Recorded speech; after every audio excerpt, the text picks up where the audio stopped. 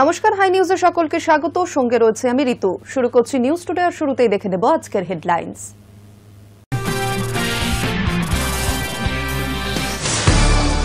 হারের হতাশা সংসদে দেখাবেন না, অধিবেশন শুরুর আগেই কংগ্রেস সহ অন্যান্য বিরোধীদের আক্রমণ মোদীর। জানিয়ে দিলেন হারের যন্ত্রণা ভুলে বিরোধীদেরও দায়িত্ব নিতে হবে। এসআইআর নিয়ে আলোচনার দাবিতে অশান্তি, সংসদে চলে স্লোগান পাল্টা স্লোগান। স্পিকারের নির্দেশে বেলা 12টা পর্যন্ত মুলতবি অধিবেশন। রাজ্য সরকারের বিরুদ্ধে বিএলও ইআরওদের বর্ধিত ভাতা আটকে রাখার অভিযোগ কমিশনের। এরপরই বিজেপি ও কমিশনকে একযোগে আক্রমণ অভিষেক বন্দ্যোপাধ্যায়ের। বিধানসভা ভোটের আগে শুরু হলো অভিষেকের সেবাশ্রয় 2। রাজ্যের নানা প্রান্তে জনসংযোগ বাড়াতে এবং মানুষের সমস্যার সমাধানে এই উদ্যোগকে ঘিরে রাজনৈতিক মহলে শুরু আলোচনা। চলতি মাসে কোচবিহার সফরে যাচ্ছেন মুখ্যমন্ত্রী। দীর্ঘদিন পর রাসমেলা ময়দানে জনসভা করবেন তিনি। মুখ্যমন্ত্রীর সফর ঘিরে প্রস্তুতি তুঙ্গে জেলা তৃণমূল নেতৃত্বের। দেবব্রত মাইতি খুনের ঘটনায় নয়ামোড়, নির্বাচনের মুখে নন্দীগ্রামের শোকজ তৃণমূল। 42 জন তৃণমূল নেতাকে শোকজ করা হল। হারের হতাশা সংসদে দেখাবেন না, অধিবেশন শুরুর আগে কংগ্রেস সহ অন্যান্য বিরোধীদের আক্রমণ মোদীর। জানিয়ে দিলেন জনপ্রতিনিধি হিসেবে দায়িত্বশীল হওয়া উচিত সকলেরই। হারের যন্ত্রণা ভুলে বিরোধীদের দায়িত্ব নিতে হবে। সংসদ নাটক করার জায়গা নয়, হারের হতাশা সংসদে প্রকাশ করবেন না। সোমবার শীতকালীন অধিবেশন শুরুর আগেই এভাবেই কংগ্রেস সহ অন্যান্য বিরোধীদের কার্যত আক্রমণ করলেন প্রধানমন্ত্রী নরেন্দ্র মোদী। সাফ জানিয়ে দিলেন জনপ্রতিনিধি হিসেবে দায়িত্বশীল হওয়া উচিত সকলের। হারের যন্ত্রণা ভুলে বিরোধীদেরও দায়িত্ব নিতে হবে। কিন্তু কিছু বিরোধীরা হার হজম করতেই পারে না, এমনকি বিহার নির্বাচনের প্রসঙ্গও টানেন মোদী। विपक्ष भी अपना दायित्व निभाएं, चर्चा में ऐसे मुद्दे उठाएं, मजबूत मुद्दे उठाएं, पराजय के निराशा में से बाहर निकल करके आए। और दुर्भाग्य है कि एकाध दो दल तो ऐसे हैं कि वो पराजय भी नहीं पचा पाते। और मैं सोच रहा था बिहार के नतीजे इतना समय हो गया है तो अब थोड़ा संभल गए होंगे, लेकिन कल जो मैं बयानबाजी सुन रहा हूं उनकी, तो उसे लगता है कि पराजय ने उनको परेशान करके रखा है। लेकिन मेरा सभी दलों से आग्रह है कि शीतकालीन सत्र में पराजय की बौखलाहट का वो मैदान नहीं बनना चाहिए। और ये शीतकालीन सत्र विजय के अहंकार में भी परिवर्तित नहीं होना चाहिए। बहुत ही संतुलित तरीके से जिम्मेवारी के साथ जनप्रतिनिधि के रूप में देश की जनता का हमसे जो हमें दायित्व दिया है और हमसे जो अपेक्षाएं हैं उसको संभालते हुए हम आगे के लिए सोच। সংসদের অন্দরে পরিস্থিতি উত্তাল হওয়ার আগেই রণংদেহী মূর্তি ধারণ করেন প্রধানমন্ত্রী স্বয়ং। প্রথা মাফিক ভাষণ দিতে এসে শটান বিরোধীদের আক্রমণ করে বসেন। মোদীর কথায় বিহার নির্বাচনের ফল প্রকাশের পর তো বেশ কিছুদিন কেটে গিয়েছে, কিন্তু বিরোধীরা শান্ত হতে পারেননি, হার হজম করতে পারেননি তারা। High news network.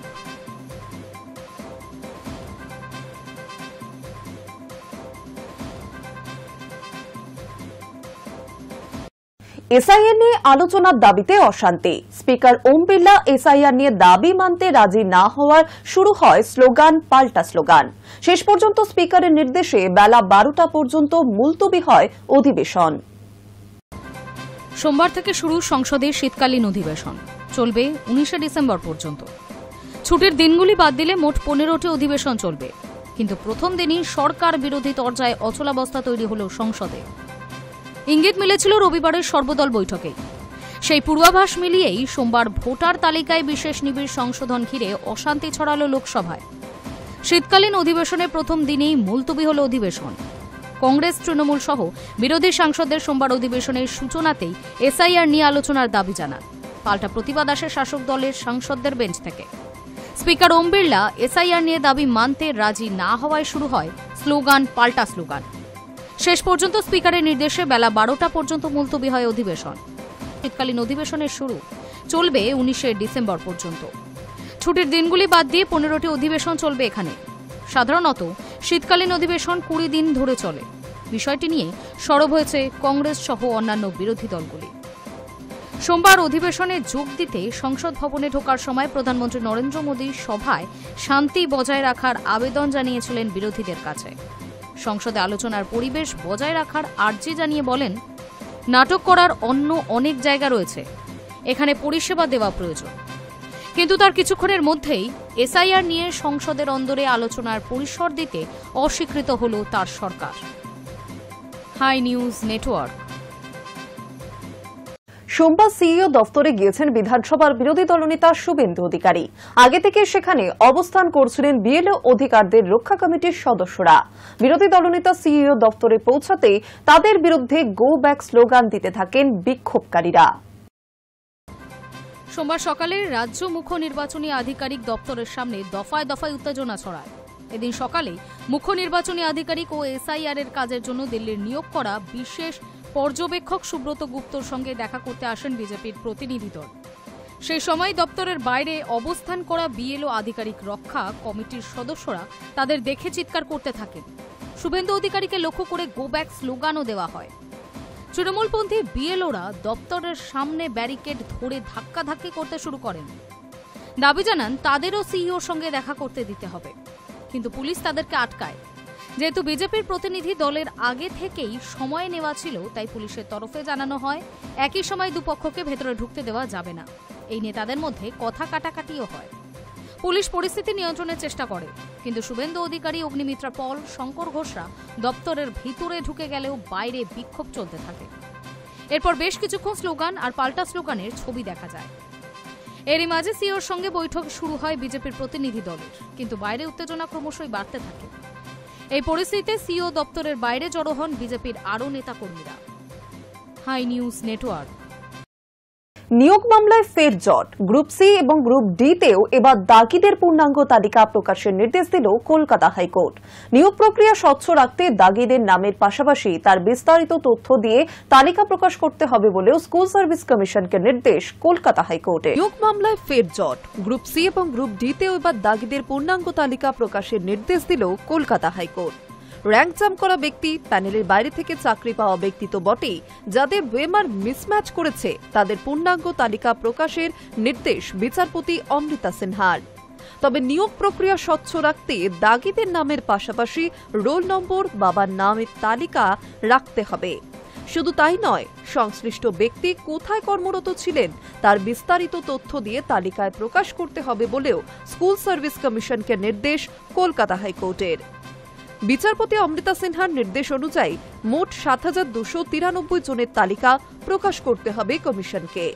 School service কমিশনের মামলায় এদিন আইনজীবীরা অভিযোগ জানান, এসএসসি টেন্টেড হিসেবে ৩,৫১২ জনের তালিকা প্রকাশ করেছিল, কিন্তু সুপ্রিম কোর্টে এই সংক্রান্ত মামলায় এসএসসি জানায় টেন্টেডের সংখ্যা ৭,২৯৩। এরপরেই বিচারপতি অমৃতা সিনহার নির্দেশ, নন টিচিং স্টাফদের যে তালিকা প্রকাশ করা হয়েছে সুপ্রিম কোর্টের নির্দেশে, সেখানে স্পষ্ট করে টেন্টেডদের ব্যাপারে সতর্ক করা হয়েছে। এমনকি ৭,২৯৩ প্রার্থীদের বিস্তারিত তথ্য জানিয়ে নতুন করে তালিকা এসএসসিকে প্রকাশ করতে হবে বলেও এদিন নির্দেশে জানান বিচারপতি সিনহা। বলে রাখা প্রয়োজন, গত কয়েকদিন আগে ২০২৫ সালের শিক্ষক নিয়োগ পরীক্ষার সব ওয়েমার্কশিট প্রকাশের নির্দেশ দেন বিচারপতি অমৃতা সিনহা। নির্দেশ অনুযায়ী আগামী ১০ ডিসেম্বরের মধ্যে ওয়েবসাইটে তা আপলোডের নির্দেশ এসএসসিকে। পাশাপাশি ২০১৬ সালে নিয়োগ প্রক্রিয়ায় প্যানেলের মেয়াদ উত্তীর্ণর পর যারা নবম, দশম এবং একাদশ, দ্বাদশের নিয়োগপত্র পেয়েছিলেন তাদের তালিকাও তলব করেছেন বিচারপতি। জানিয়ে চরম চাপে এসএসসি। এর মধ্যে গ্রুপ সি এবং গ্রুপ ডিতেও এবার দাগিদের পূর্ণাঙ্গ তালিকা প্রকাশের নির্দেশ দিল Kolkata high court. Hi news Network. চলতি মাসে কোচবিহার সফরে যাচ্ছেন মুখ্যমন্ত্রী মমতা বন্দ্যোপাধ্যায়। এসআইআর এর মাঝে শাসক দলের নজরে কোচ রাজবংশী সম্প্রদায়। দীর্ঘদিন পর রাসমেলা ময়দানে জনসভা করার কথা মুখ্যমন্ত্রীর। মুখ্যমন্ত্রীর এই সফর ঘিরে প্রস্তুতি তুঙ্গে জেলা তৃণমূল নেতৃত্বের। এসআইআর এর মাঝে শাসক দলের নজরে কোচ রাজবংশী সম্প্রদায়। চলতি মাসে কোচবিহার সফরে যাচ্ছেন মুখ্যমন্ত্রী মমতা বন্দ্যোপাধ্যায়। দীর্ঘদিন পর রাসমেলা ময়দানে জনসভা করার কথা মুখ্যমন্ত্রীর। মমতার সফর ঘিরে প্রস্তুতি তুঙ্গে জেলা তৃণমূল নেতৃত্বের। জানা গিয়েছে আগামী 9 ডিসেম্বর মঙ্গলবার সকালে কোচবিহার পৌঁছবেন মুখ্যমন্ত্রী। রাসমেলা ময়দানে বড়সড় জনসভা করার আয়োজন করা হচ্ছে। পরে তিনি প্রশাসনিক বৈঠক করতে পারেন, তবে সেই সূচি এখনও চূড়ান্ত নয়। জেলা নেতৃত্বের মতে এসআইআর প্রক্রিয়া চলাকালীন মুখ্যমন্ত্রীর এই জনসভা বিশেষ তাৎপর্যপূর্ণ হতে চলেছে। এই নিয়ে কি বক্তব্য দেন মমতা বন্দ্যোপাধ্যায়, সেদিকে নজর রাজনৈতিক মহল থেকে আম জনতা সকলেরই। মুখ্যমন্ত্রীর আসন্ন সফর নিয়ে রবিবার কোচবিহার জেলা তৃণমূল সভাপতি অভিজিৎ দেব ভৌমিক জানিয়েছেন, আগামী 9 ডিসেম্বর মঙ্গলবার সকাল 11:30 নাগাদ কোচবিহার রাসমেলা ময়দানে মাননীয় মুখ্যমন্ত্রী মমতা বন্দ্যোপাধ্যায়ের ঐতিহাসিক জনসভা হবে। তার জন্য 1 ডিসেম্বর বেলা 11টায় জেলা তৃণমূল কংগ্রেস কার্যালয় ব্লক সভাপতিদের নিয়ে জরুরি সভা ডাকা হয়েছে। 2 ডিসেম্বর বিকেল 5টায় রবীন্দ্র ভবনে জেলার প্রস্তুতি সভা। উপস্থিত থাকবেন জেলার মন্ত্রী, বিধায়ক, সাংসদ, প্রাক্তন বিধায়ক, প্রাক্তন সাংসদ, সমস্ত জেলা কমিটি, ব্লক সভাপতি, পঞ্চায়েত সমিতির সভাপতি, সহসভাপতি, অঞ্চল সভাপতি, চেয়ারম্যান, পঞ্চায়েতের প্রধান, উপপ্রধান, শাখা সংগঠনের জেলা সভাপতি ও ব্লক সভাপতি। থাকবেন পৌরসভার পৌরপতি ও উপপৌরপতি, সমস্ত কাউন্সিলর, ওয়ার্ড সভাপতি।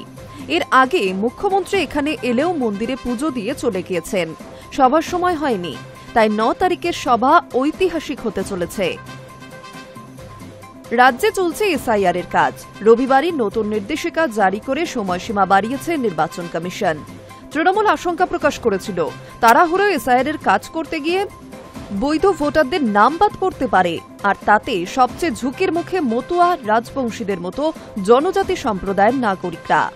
কারণ 2002 সালে তাদের সকলের নাম নাও থাকতে পারে। সেক্ষেত্রে জরুরি নথি চাইতে পারে কমিশন। তা যথাযথভাবে দিতে না পারলে চূড়ান্ত ভোটার তালিকায় নাম নাও উঠতে পারে তাদের। যদিও মুখ্যমন্ত্রী তথা তৃণমূল নেত্রী বারবার অভয় বাণী দিয়েছেন, তৃণমূল ক্ষমতায় থাকতে কারো সঙ্গে এমন অন্যায় হতে দেবে না। সেই আবহে কোচবিহার সফরে যাওয়া মুখ্যমন্ত্রীর জনসভা নিঃসন্দেহে বিশেষ তাৎপর্যপূর্ণ। Hi news Network.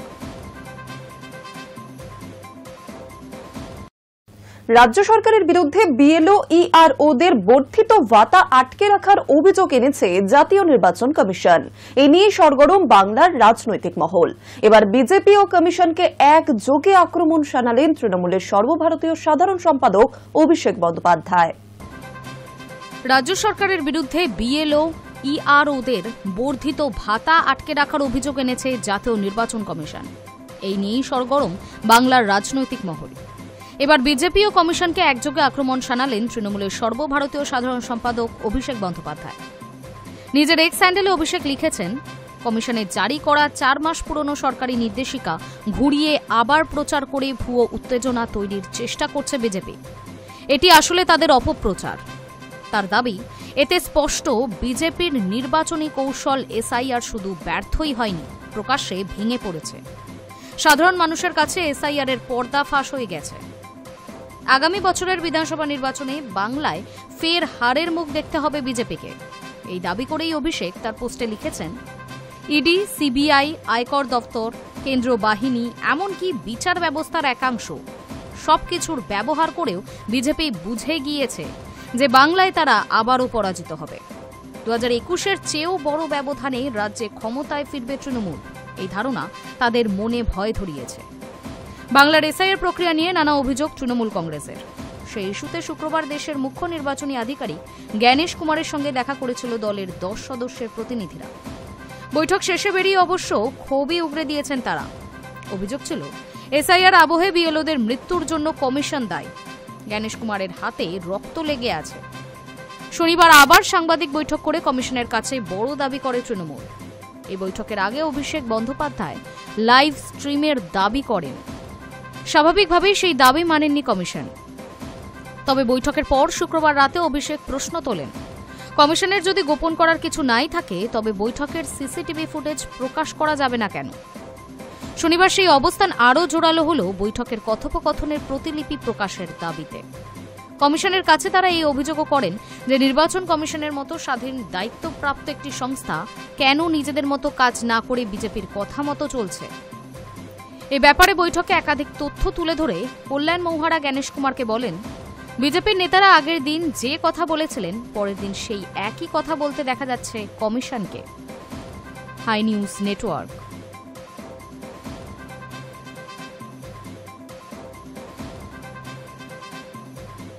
বিধানসভা ভোটের আগে শুরু হলো অভিষেকের সেবাশ্রয় 2। উদ্বোধন করে কথা বললেন চিকিৎসক ও রোগীদের সঙ্গে। রাজ্যের নানা প্রান্তে জনসংযোগ বাড়াতেও মানুষের সমস্যার সমাধান, এই উদ্যোগকে ঘিরে রাজনৈতিক মহলে শুরু আলোচনা। আসন্ন বিধানসভা ভোট, তার আগে এবার নিজের সংসদীয় এলাকায় সেবাশ্রয় 2 শুরু করলেন তৃণমূলের সর্বভারতীয় সাধারণ সম্পাদক অভিষেক বন্দ্যোপাধ্যায়। মহেশতলা বিধানসভার বিভিন্ন এলাকায় শুরু হল সেবাশ্রয়ের স্বাস্থ্য শিবির। এদিন সকালে উদ্বোধন করলেন অভিষেক স্বয়ং।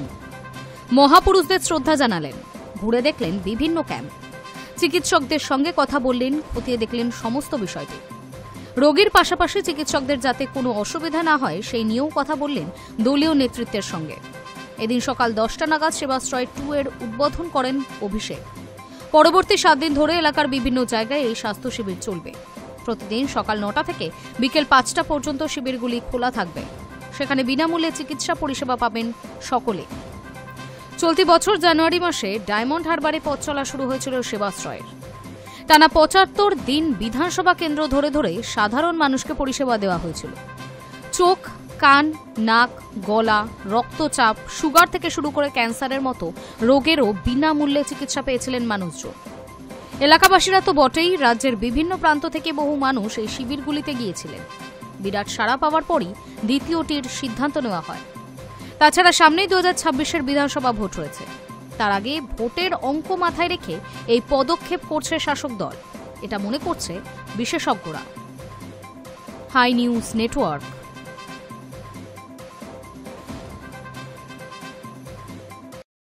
নজর রাখছে আবহাওয়ার খবরে। গতিপথ বদলাচ্ছে দিতওয়া। রবিবার সন্ধ্যায় এই ঘূর্ণিঝড়ের বলি হয়েছেন তামিলনাড়ু, অন্ধ্র বেশ কয়েকজন মানুষজন। এবার গতিপথ বদলে বঙ্গের উপকূলের দিকে ধেয়ে আসছে ঘূর্ণিঝড়টি। এদিকে ডিসেম্বরের প্রথম দিন থেকেই তাপমাত্রার পারদ নিম্নমুখী। আগামী কয়েকদিনে অন্তত 3 ডিগ্রি সেন্টিগ্রেড তাপমাত্রা কমার সম্ভাবনা। শ্রীলঙ্কায় তছনছ করছে দক্ষিণ ভারতের উপকূলের অংশে দাপট দেখিয়েছে শক্তিশালী ঘূর্ণিঝড় দিতওয়া। রবিবার সন্ধ্যায় তামিলনাড়ু, অন্ধ্রে আরও বলি হয়েছেন বেশ কয়েকজন। এবার গতিপথ বদলে বঙ্গের উপকূলের দিকে ধেয়ে আসছে ঘূর্ণিঝড়টি। শীতের শুরুতে এমন কাটায় কিছুটা হতাশ আম জনতা, তবে হাওয়া অফিস আশ্বস্ত করেছে ঘূর্ণিঝড়টি উপকূলের শক্তি হারাবে, ফলে স্থলভাগে আছড়ে পড়ে শীতল আমেজ মাটি করার আশঙ্কা তেমন নেই। সরাসরি রাজ্যের আবহাওয়া দপ্তর সূত্রে খবর, রাজ্যে কোনো প্রভাব ফেলতে পারবে না এই ঘূর্ণিঝড়টি। অন্যদিকে ডিসেম্বরের প্রথম দিক থেকেই তাপমাত্রার পারদ নিম্নমুখী। আগামী কয়েকদিন অন্তত 3 ডিগ্রি সেন্টিগ্রেড তাপমাত্রা কমার সম্ভাবনা রয়েছে। আলিপুর আবহাওয়া দপ্তরের সূত্র অনুযায়ী দক্ষিণ পশ্চিম বঙ্গোপসাগরে তৈরি ঘূর্ণিঝড় এই মুহূর্তে উপকূলের খুব কাছাকাছি, তবে সমুদ্র উপকূলে শক্তি হারাবে ঘূর্ণিঝড়টি। স্থলভাগে আছড়ে পড়ার সম্ভাবনা নেই বলেই পূর্বাভাস বিজ্ঞানীদের। এই উত্তরের দিকে এগিয়ে তামিলনাড়ু, পন্ডিচেরি উপকূলের খুব কাছাকাছি রয়েছে। 20 থেকে 40 কিলোমিটার দূরত্বে স্থলভাগে পাশাপাশি সমুদ্র অবস্থান করবে। পশ্চিমী ঝঞ্ঝা এবং সঙ্গে ঘূর্ণাবর্তের হরিয়ানার ওপর অবস্থান করছে। পরপর আরও একটি পশ্চিমী ঝঞ্ঝা প্রবেশের সম্ভাবনা, তবে এসবের প্রত্যক্ষ প্রভাব বঙ্গে নেই। দক্ষিণবঙ্গে রাতের তাপমাত্রা সামান্য বৃদ্ধি পেয়েছে, সকালের দিকে হালকা কুয়াশার সম্ভাবনা। 2-1 জায়গায় দৃশ্যমানতা 200 মিটারের কাছাকাছি নামতে পারে। পশ্চিমবঙ্গের জেলাগুলিতে তাপমাত্রার পারদ 14 থেকে 15 ডিগ্রি সেন্টিগ্রেডের কাছাকাছি, অর্থাৎ ডিসেম্বরের 1 থেকেই এই জেলাগুলিতে জাঁকিয়ে শীতের আমেজ। আগামী 2 থেকে 3 দিনের মধ্যে তাপমাত্রা আরও কমার পূর্বাভাস দিয়েছে হাওয়া অফিস। উত্তরবঙ্গে আপাতত বৃষ্টির সম্ভাবনা নেই, স্বাভাবিকের কাছাকাছি থাকবে তাপমাত্রা। শীতের আমেজ জারি থাকবে। সকাল ও রাতে শীতের আমেজ থাকলেও দিনের বেলায় তেমন ঠান্ডা অনুভূত হবে না। দার্জিলিংয়ের তাপমাত্রা 7 ডিগ্রি সেন্টিগ্রেডের কাছাকাছি। সকালে বিক্ষিপ্ত 2-1 জায়গায় কুয়াশার সম্ভাবনা। কোচবিহার, জলপাইগুড়ি, আলিপুরদুয়ার জেলাতে কুয়াশার সম্ভাবনা বেশি থাকবে। পার্বত্য এলাকাতেও বাড়বে কুয়াশার দাপট। কলকাতা ও সংলগ্ন জেলাগুলিতে শীতের আমেজ রয়েছে সকাল থেকে। হালকা কুয়াশার মাঝে সকাল সন্ধ্যায় শীতের আমেজ কিছুটা কমবে। মূলত পরিষ্কার আকাশ, তবে কোথাও আংশিক মেঘলা হতে পারে। সোমবার 18 ডিগ্রি সেন্টিগ্রেডের ঘরে কলকাতার পারদ। মঙ্গলবার থেকে তাপমাত্রা কমবে। সপ্তাহান্তে 15 ডিগ্রি সেন্টিগ্রেড নামতে পারে কলকাতার তাপমাত্রা, এমনই পূর্বাভাস দিয়েছে আলিপুর আবহাওয়া দপ্তর। Hi news network.